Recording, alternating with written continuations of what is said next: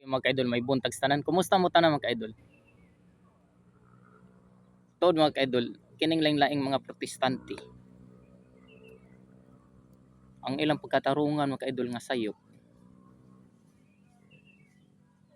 Mao ni ilang pangatarungan mga ka-idol kining laing-laing nga protestante ug laing sekta ug lain nga relihiyon. Mao kuno ni. Dara kung ano nilang pangutana mga ka-idol, mao ni ilang pangutana nga sayop nga pangatarungan.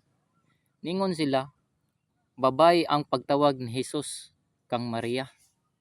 Dili inhan, sumala sa Juan kapitulo bersikulo 4 ug Juan kapitulo 19 bersikulo 26. Pero sa dili pa nako tubagon mga ka-idol, ako magpaila ko kaninyo, ako usa ko kalmadong Katoliko.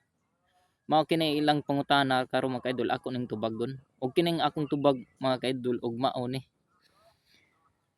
Nganong gitawag man si Jesus nga babay nga iyang inhan? Sa duha ka mga bersikulo sa Biblia sa Juan kapitulo 2 bersikulo 4 ug Juan kapitulo 19 bersikulo 26, dili ni nato kalimtan nga sa daang testamento dugay nang gipahibalo sa proto ebanghelyo nga mabasa sa Genesis kapitulo 3 bersikulo 15 nga human sa pagkasala sa una natong mga gidikanan nga si Adan ug si Eva, ang Dios nagtagna nga adunay babay ug iyang kaliwat o anak nga gamiton nga instrumento sa pagtuman sa kabubuton sa Dios.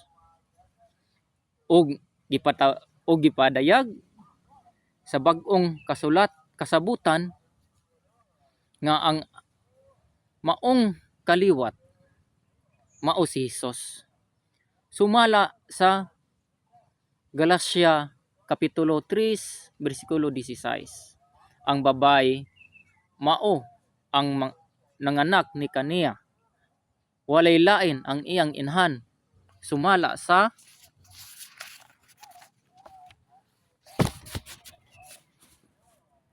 Galacia kapitulo 4 bersikulo 4.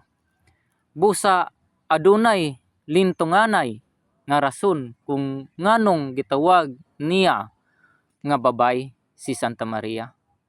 Aron ipaila nga siya mao ang babay sa propesiya sa daang testamento. Mao nay but pasabot sa atong Dios nga mao day gitawag siya og babay kay para mailhan gid siya maoy propesiya sa daang testamento. Apan wala kini magpasabot nga walay pagtahod si Jesus sa iyang inhan. Kay si Jesus mao man gani ang modelo sa pagsunod sa balaod sa Dios sama sa pagtahod sa gidikanan. Sumala sa Mateo kapitulo 5 bersikulo 17 ngadto sa 20. O sa kultura sa mga Hudiyo, ang pagtawag sa usang pinaagi ka gender sa babae maoy pagpakita sa tim-os nga pagtahod sumala sa Vines Expository Dictionary of the Old and New Testament World 1239. Og sa mga version nga gihubad sa mga protestante atong mabasa nga sila migamit og dynamic equivalence nga paagi sa paghubad nga ang Griego sa gunay kun babay ila kining gihubad nga inhan.